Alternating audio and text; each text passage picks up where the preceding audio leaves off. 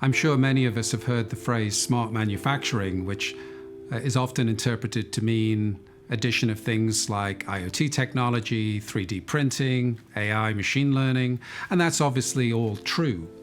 But I think if we're thinking about sustainability, we have to add sustainability to that idea of what is smart. Something like IoT helps you reach into the real world and monitor it in real time.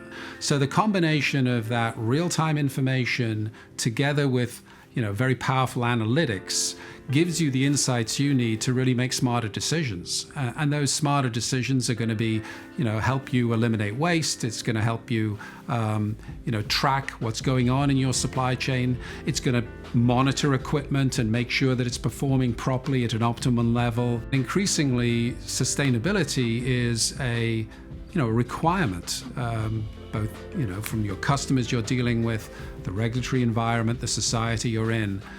And so, if you're not innovating inside that framework, you're going to struggle.